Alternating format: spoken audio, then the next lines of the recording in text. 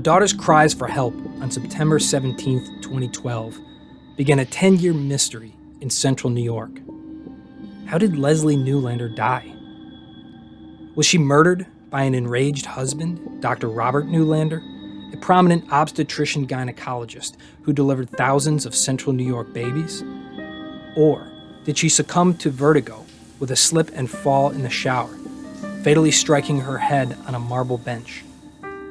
Onondaga County DA Bill Fitzpatrick says the doctor's story doesn't make sense and noted that Robert and Leslie were in the middle of a trial separation and sleeping in separate bedrooms.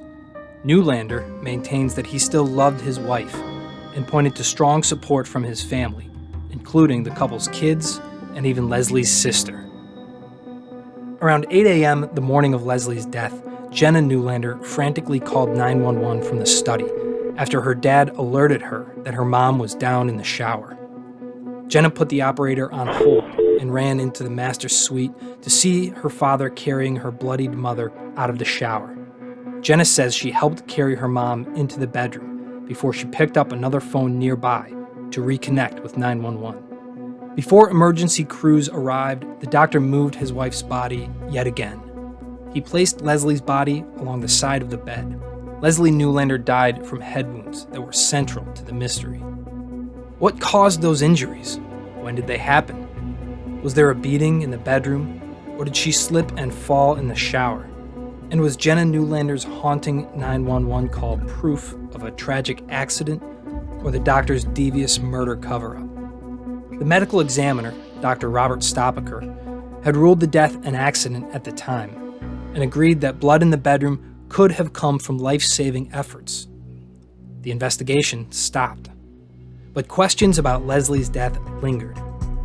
Dr. Mary Jimbelik, the former county medical examiner and a friend of Dr. Neulander's, asked DA Fitzpatrick to review the case months later.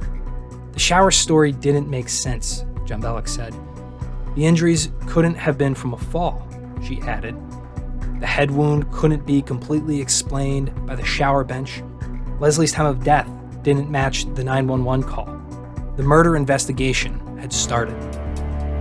A battle of the experts ensued at the 2015 trial, featuring celebrity out-of-towners such as death correspondent Dr. Michael Baden and since-deceased brain injury guru Dr. Jan Liestma.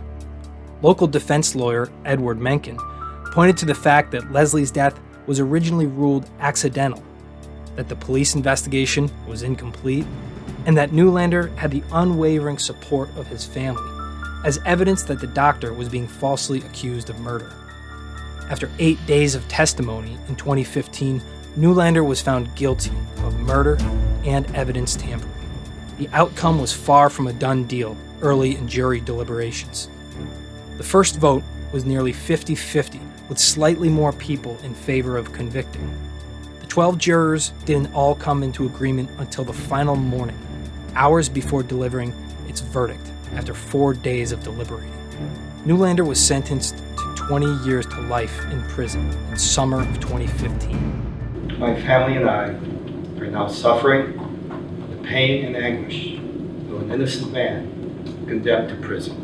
It is the sentence and judgment of this court that you receive an indeterminate term of imprisonment, the minimum term of 20 years and the maximum term of life. But the case is headed back to another jury after a misbehaving juror exchanged 7,000 text messages during the first trial, including one from her dad that read, "Make sure he's guilty." Robert Neulander, who resigned his medical license, was released from jail in 2018 while he awaited his new trial, which was delayed 2 years by the pandemic. Now, Neulander will get another shot before a jury, nearly a decade after his wife's death. He'll have new lawyers this time around, but his story will remain the same. Leslie Neulander's death was a tragic accident.